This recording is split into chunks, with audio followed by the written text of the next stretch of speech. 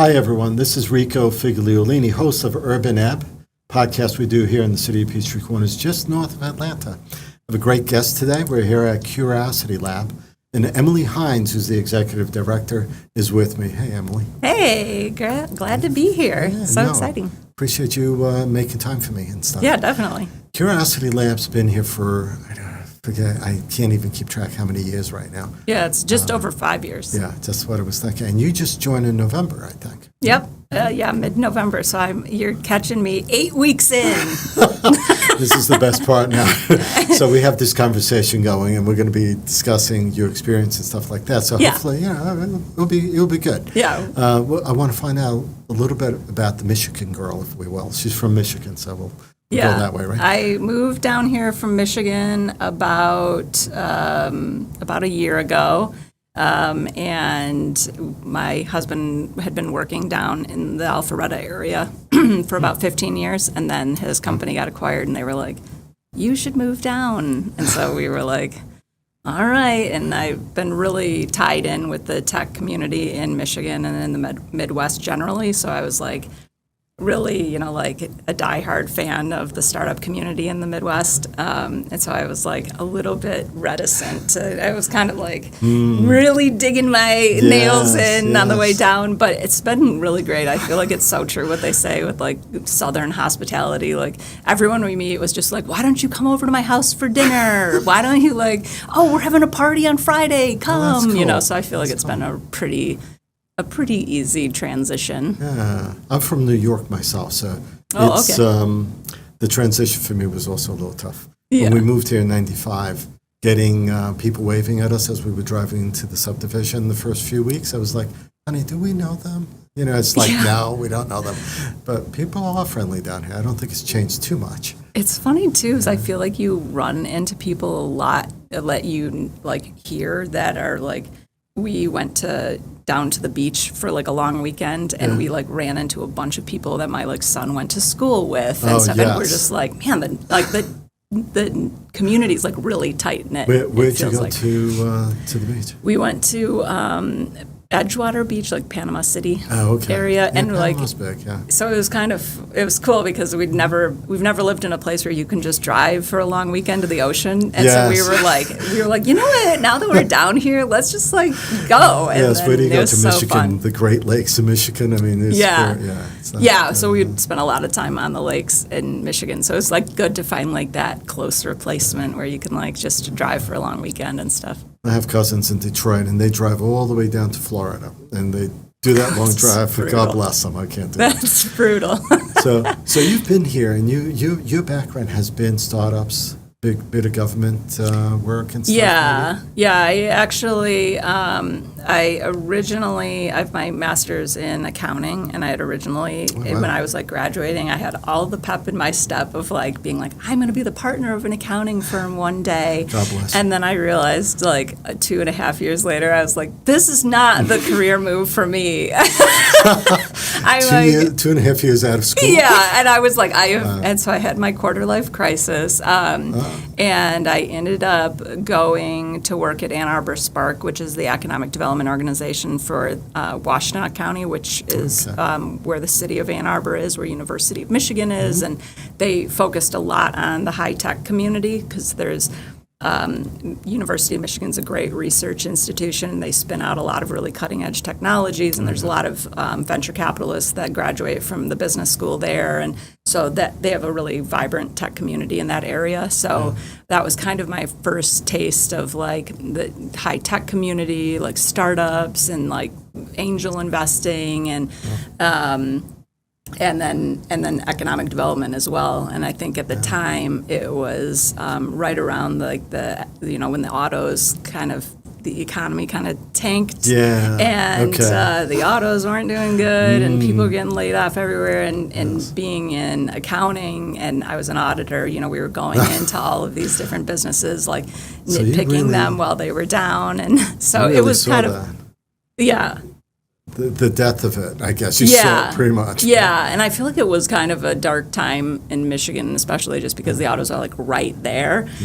So going into economic development and sort of seeing everyone's so so excited about like helping businesses grow and helping connect people to resources, and just like people developing companies and technologies that you're just like it's like a really positive, like exciting feeling, and you're just seeing these like technologies that you're like, wow, how did you do that? Like that's amazing, you know. So all these cool things.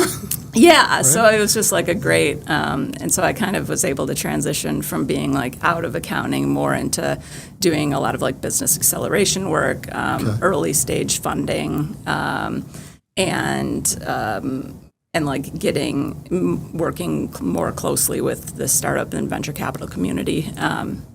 But I then the chair of our board became the governor of Michigan, so it was like kind of and he was a former venture capitalist, and after he got elected, it was just like one of these funny things. We were just like, Rick is going to be the governor now? Like that's how does that even happen? Like I feel like I was unaware of the whole so campaign funny, process. And he was someone like, that you know the other side of all of a sudden becomes a governor. And and you're just like, wait, are you sure you want to do that? You know, but we so then a few people went up to the state level. So I went up and was running a $250 million venture capital fund of funds in Michigan that would invest directly in venture capital funds and in early stage startups that were with the goal of more business development and technology development in the state of Michigan. Did you find that to be more heavily in the automobile industry because of Michigan and stuff? And partially, cars? Yeah, partially. So like mobility and like mobility is like a big sector in Michigan, and it's interesting because I feel like the pull wasn't necessarily coming from the large auto companies, but it was almost like the engineers and things that had experience within the auto industry were then seeing things and being like, you know, I think that we could do this better or do that better, and we're kind of spinning companies out after leaving the autos. And we also saw, like, after the economic downturn, there was a lot of, like, people who got laid off from the large auto companies, and then were like, you know, I've always wanted to start a business. Why not now? Right. So there was a lot of, like, early stage mobility companies at the time. But we have a lot of, like, software type companies as well. So, and a lot of life science and biotech as well. But so that was kind of I got more into venture, and then was really involved in venture capital for a long time after that, and even after leaving the state. And then I started my own business. I kind of became known for doing a lot of like research and analysis on like venture capital trends and emerging technologies. And so I would do an annual research report on that, and I kind of like started my own company around that. So you were building your authority in the field, I guess. Yeah. Right. So, okay, so let's move forward a little bit. You're doing your thing, and you're moving, you have your company. What did you do after that, just before coming here? Yeah, so I actually had decided to sort of like wind down my company a little bit. Like we went through the pandemic, and I was like, I felt like it was a good time to kind of like take a step back from it and not be doing that full time or more than full time, as every founder knows. Yes, for sure. Yeah. Anymore. And you so own a business, it's never 9 to 5. Yeah. Yeah. So I had been close with a lot of the like early stage companies that were starting back when I was in Ann Arbor, like when I first came to Ann Arbor. And so one of the companies, SkySpecs, I had been close with the founders and kept in touch with them throughout the years, had participated in various ways in funding rounds of theirs. They had gotten to be a larger company. And so I was like meeting with one of the founders, and it was just like, you know, chit-chatting about business and being founders and like working through different problems and things. And he was like, you know, you could come work at SkySpecs. And I was like, maybe that would be interesting. So I was the director of business intelligence at SkySpecs. They're an autonomous drone company that inspects wind turbines. Yes.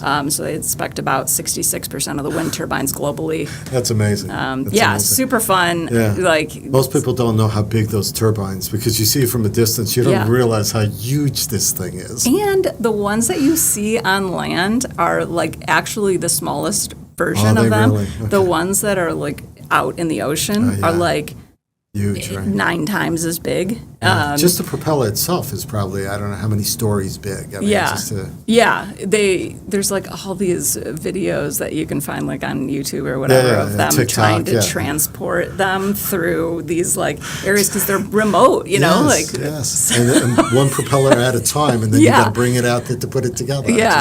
And then if you put together a tiny bit wrong, the whole thing is messed up. I would think it would start flying off and going into the distance or something. And it was interesting because they did not used to do inspections with drones, obviously. They would do them manually, and it's really dangerous to go up, and there's, you know, the risk of lightning strike and like all of these other things. I didn't think about that. And people typically would not necessarily even inspect the turbines. So we, like, once the drone technology took off. Autonomous drones. So they would just go up there, they'd be programmed to be able to do what they needed to do. They would just go up on a regular basis. Go check it out. And then come back down and send it off. Yeah, you got it. I mean, you could have started a company. You know.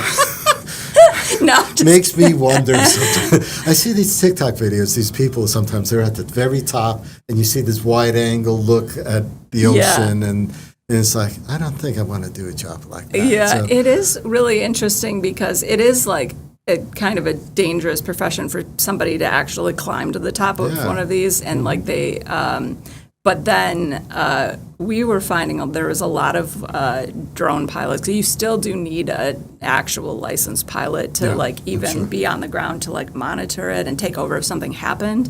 And a lot of those people are like, you know, ex-military. They're coming out of the Air Force and these trying aren't to small pivot. drones either. I mean, they're not huge. Yeah, they're big. I mean, they take up a room this size maybe or something, right? Yeah, they're probably about like 4 or 5 feet wide. Because they have to navigate the winds in the ocean and stuff. But that goes up on its own and then like inspects the entire thing and you know, using a lot of different types of like technologies that are attached to the drone and stuff. So it's been very interesting. Okay. So now you're here at Curiosity Lab. Yeah. You got hired. You moved. You've been here. Yeah. I guess you know. Obviously, you made that change. What do you find? You know, someone that takes a job like this, right, wants to be able to expand what's happening. I think there's a future that you see. I mean, you've been exposed to so many different tech stuff out there. I don't know, were you at these consumer electronics shows? Yeah. So there's a lot of stuff out there. Yeah, it's bizarre. Yes, I mean, there are definitely bizarre things out there. There's so many things. You're like, I wouldn't even have known that was a thing. You know, if you want to know what those bizarre, just go on TikTok or Instagram. You'll see the most bizarre. And it's like, who would buy that? Like the lollipop that will actually make music for you. I mean, I saw one of those. It's like, who's going to buy that? It's just like, those are just dumb things for me. Yeah. But, yeah, there's a lot of stuff out there, right? And things you don't even see. I mean, there's stuff at defense shows that consumers don't even see that are out there. And it's like, wow, they're doing that already. Yeah, I think things like the Consumer Electronics Show are really interesting. You know, I was a little skeptical going because it can be just the bizarre and like all of that.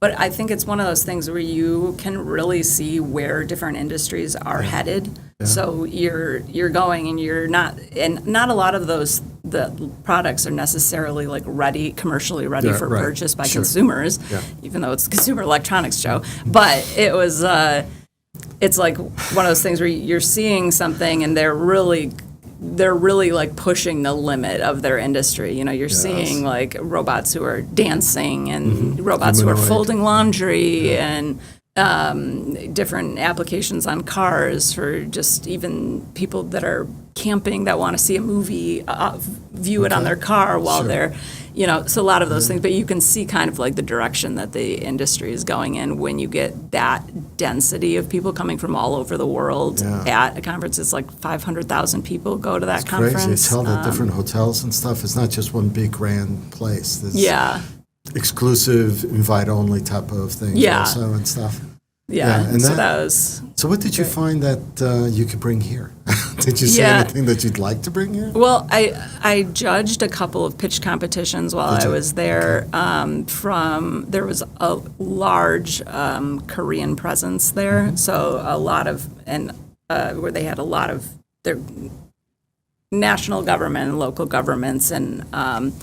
Also brought companies as well as like the larger companies there were featured in the same area. So Kotra, which is an innovation group within Korea, had asked me to judge a pitch competition, and even through that, you're seeing companies they're looking for a way to navigate into the U.S. market, and that's why they had such a large presence. Okay. So I think a lot of conversations where you're talking to companies that are maybe large established companies in another country but are not located here yet and are kind of trying to figure out like what the best landing path is. And I think like that's something that like Curiosity Lab is like a great entryway for them into the United States. And so like capturing that grouping of people is really interesting to me.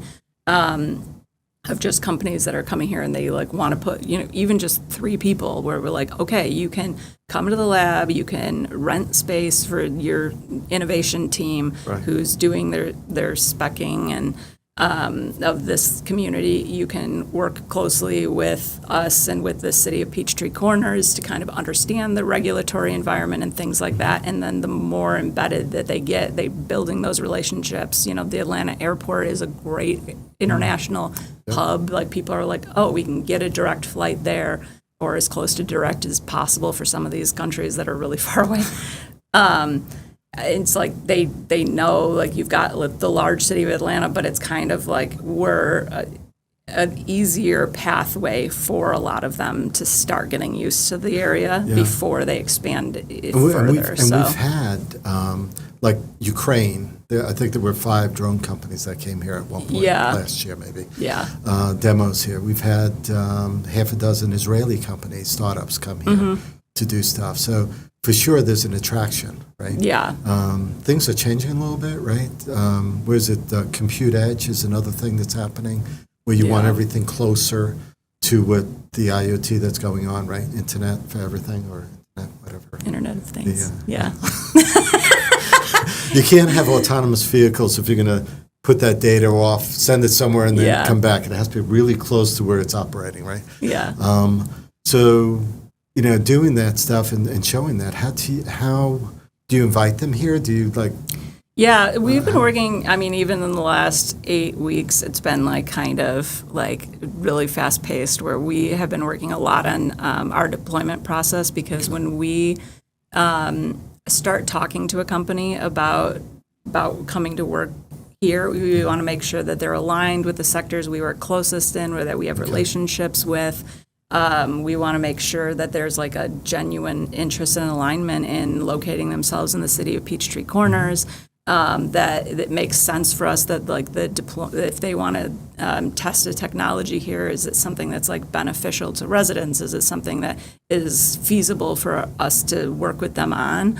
And then when we kind of get through that vetting process, that's when we build a project plan with them of how they're going to install or deploy their technology and how long the testing period is and stuff. And so, you're able to build these great relationships with these companies that are looking to expand here, and then they are building their network through Curiosity Lab, which is just like a great I think we didn't really touch on it, but I feel like that was like one of the things that kind of attracted me to this position is just like, it's very rare to see kind of like government working so well with the tech sector. And I've had I've sat on sort of all sides of that table. Like I've been a founder, I've been in venture capital, where you're like vetting businesses to make money. I've been at government institutions and like worked with like a lot of people in government, and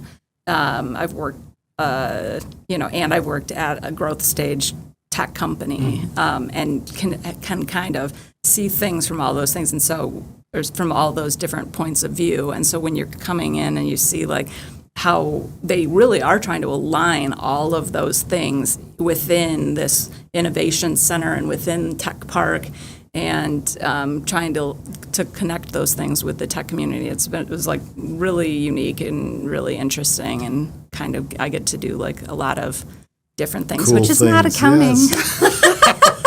I can't even imagine. My parents wanted me to be an accountant. I was like, I'm not going to do that. Shoot myself in I the think head it's first. my dad's an accountant and my mom was okay, an art okay, teacher, so I feel like I Art came teacher, by it really? honestly, where like I am like very detail oriented and like things to be specific, but then also like the creative side where then And this is where you can do that. Yeah, exactly. You need that Yeah. imagination, because there'll be tech startups coming to you and they'll be like, can we do this here? And you'll be like, maybe we've never done that here. Yeah. But that doesn't mean we can't do it here, and then you're going to have to be creative on how to do it, right? Yeah. Has that, I mean, I know you've only been here like 2 months, barely. But But I have a lot of opinions generally, so it's fine. good. Leadership needs opinions. Yeah. Yes. So share some of that. What do you think? Well, okay, let's do this. What would you say to someone that's not being said now about Curiosity Lab? Does that make sense? What would I say? Clarify so I don't say the wrong thing. I was like, they said there were not going to be any gotcha questions on here. I should have prepped you for that one. Just kidding. So when you think about Curiosity Lab, I mean, there's the mobility track that's 3 miles. There's everything really that, when Peachtree Corners, when citizens of Peachtree Corners hear this, which is kind of 2 audiences, right? You have the citizens of Peachtree Corners that want to support what the city's doing. Yeah. Mayor, city council, city manager, they all have big ideas of what this city can do as a smart city, as autonomous, leading the autonomous vehicle area, maybe in a way, experimentation and stuff. And then you have that other audience of startups that, why should I come there type of deal. So there's 2 ways of talking about Curiosity Lab, right? One is to the citizenry saying, what are we doing here? Why is this beneficial to the city? Yeah. And the other side is, why is the city beneficial to that startup to come here? And you were talking a little bit about that, how we're really good about working together. Red tape is cut, pretty much. Yeah. I think. I mean, I would say a lot of the goals are aligned. Like, they might not seem that way to sometimes where you're describing the 2 audiences, but really like it's like the startup community. What I even first got excited about it is that how it's all about like growth, and it really is a local business. And so I mean, that's one of the reasons why I didn't want to leave Michigan. I was like, I don't know anyone down in Atlanta. Like, I mean, you work, the startup community, the venture capital community, the local research institutions, the local high-tech talent all work so closely together in a geographic area, because you have to work like day in, day out together and build that community. So I think that it really is so focused on a local region. So like City of Peachtree Corners, bringing all of the Curiosity Lab ecosystem together to build businesses here and build those relationships. There is a lot of sticking point there where a company starts here, they build all the relationships here, they know the investors here, they know the talent base here, they know T-Mobile upstairs, they know Georgia Tech is located in the atrium, it makes it hard for them to be like, oh, I'm just going to pick up and move to Michigan or whatever, So it's like there is a level of stickiness there that I think makes Peachtree Corners a really exciting place to be located. And also, as you see these businesses grow, and it really is sort of a vibrant portion of business. You don't want to be just a bedroom community that people buy houses in, but they don't work in. And so I think those goals are aligned, where you are seeing these sort of vibrant businesses start, And I think they find Peachtree Corners attractive just from an ease of doing business. But and I think like they live here also, and like residents are seeing these businesses start in their area, and they can, say like, hey, like kids, look, this is like cool technology, and like kind of future-proof a little bit of the economy. For sure. When you have schools like Wesleyan here, a private school that feeds a lot of sports, but also a lot of art and technology. Yeah. Kids that are really big into that stuff, and Great Atlanta Christian, and Georgia Tech is with the atrium here, and just the connections of what's going on here. Some of the big companies, some of the startups that have grown out of here become billion-dollar companies. Yeah. That have moved, that have a presence here in Peachtree Corners, but also now in Atlanta as well. Yeah. And I would say maybe that to get back to your original question about like what would I say that people aren't necessarily saying, and I think like the one thing that struck me since starting here is that the Curiosity Lab ecosystem, and like I feel like I sort of over the next 30, 60, 90, whatever, I really want to be intentional about curating that ecosystem so that we're able to scale up the level of number of businesses that we're attracting here, the number of corporate partners that we have, the number of tenants in the building, the number of like companies that we're working closely with. And so I think really being intentional about curating that around our sectors and around the unique things that the city of Peachtree Corners offers, I think is a really will really like pay off in the end of like these really great synergies that just happen when you work with a really close-knit curated community like that. It's amazing. This campus has grown. They've added another building, 25,000 square feet, just Curiosity Lab. Yeah. And then, of course, you have an accelerator group, Atlanta Tech Park, just down the road. Yeah. You have 500 acres of technology park with a lot of variety of companies here, quite a few. T-Mobile, 5G network, bunch of things, right? I mean, it's just like, and I've known that the mayor, city manager, and city council and stuff, that they're all willing to do what it takes to bring companies here. And if they find that they're lacking somewhere, doesn't take much to get them moving along really fast to make sure it's not lacking, right? Really engaged city council, mayor. I mean, I've worked in a number of cities and at the state level, and have not really experienced this level of like engagement from the elected officials, where they really are like understanding, want to understand, want to be engaged, want to stay like up to date with things that are happening, and it's not just like a rubber stamp process, conversation. They're asking real questions. They're and so that's.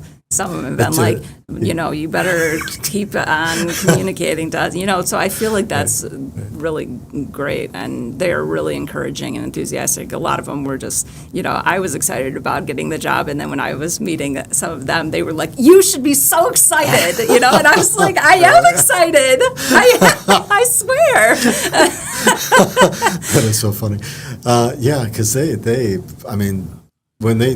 Mike Mason, the mayor, he's a sci-fi fan. I mean, he's just looking at near future and stuff happening and things. Yeah. Love to have humanoid robots walking around here and stuff. Yeah. I was on a call with him, and I saw he's got a Dune poster in his office right behind him, and I was like, I like this guy. A Dune poster. So great. Very forward-looking leadership in this place. Can you share anything that's happening over the next, 12 months or stuff? I mean, whoa, 12 months. What does the future hold? I mean, right now I'm really focused on. I want us to be. We're opening up the new building, so I was just over there prior to talking to you. I was looking through the construction area, and we're kind of mapping out, because we're talking to a lot of larger corporations who want to place innovation teams within the building. Okay. And so, like, now the requests of their innovation teams are coming in, like, can we get a vestibule that has this, and can we get our logos here and stuff, and like working out all the little details before the building opens. So I was just over there walking around. So I think opening that, I want to like I've been telling them like, okay, after we're open, I want everyone to be moved in, and I want us to have then like do some sort of really big grand opening, maybe in conjunction with Atlanta Tech Village, Atlanta Tech Park, there's Tech Week that happens this fall, so it's like maybe doing events with Atlanta Tech Park and us doing an event together around the grand opening, kind of create some like general buzz around that. So I think that's one thing. But then I'm also just really focused on increasing the number of companies that we're working with, increasing the number of tenants in the building, and really like building that close-knit community within the building that people can I think that's the fun part, and- right? When you come out Yeah. of a place like Consumer Electronics Show or some of the other shows that you guys go to. I know the city actually goes outside the country. They've been to Europe, they've been to Israel, they've been, I don't know, South America, I know to Spain, just at other places trying to find interest in coming here. Right? Because this is like an economic impact tool, if you will. Right? Yeah. Drawing people here. Yeah, for sure. So it got to be exciting for you to be able to say, I got the power to really curate some of these companies and go after them. Yeah. Like interesting technology or niches where we maybe don't have that big exposure and that you think that we should. Yeah, and Isn't I think that's where my accounting brain comes Yeah. in, where I am like very specific about curating the companies that come within an ecosystem, and like in my background, like that's a lot of what I've done is like the curating of relationships across the startup community, and what investment profiles, like venture capital and angel investors invest in specific stages and sectors of companies. Yeah. Companies are trying to network with other companies within their specific stage and sector. Yeah. Corporations that we work with, they're interested in companies that are in specific. So it's like I think I'm very intentional about kind of making those decisions and figuring out like who should we have in the community, what outreach do we need to do in order to attract the types of companies that really are within our wheelhouse and that would be value add within like the Curiosity Lab ecosystem. So I think that'll be cool. I'm excited to see what happens like after the 12 months, because I think like right now it's like really working on increasing the pipeline and increasing those channels and making sure we're like doing the curation part.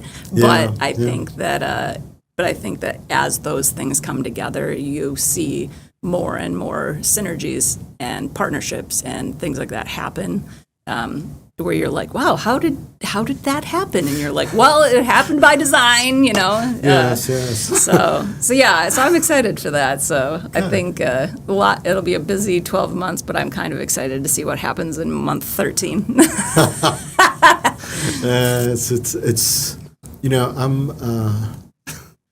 We're almost at the end of our time, but Okay.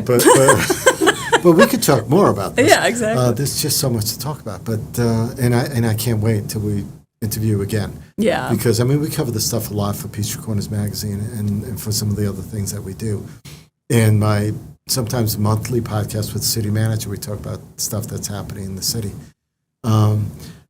There's just so much out there. So I'm excited to see what you bring. Yeah, I know I need thanks. to give you time. Don't mean to get you what's happening in 12 months. You don't have a crystal ball, and you just got here 2 months ago. But I'm excited. I think fresh blood always adjusts the path that we go. Yeah. So I think that would be exciting just to see that. Yeah, I am as well. So thank appreciate you you so much being- for having me on. We've had Emily Heintz, Executive Director, Curiosity Lab. Appreciate you being with me. Yeah, thanks.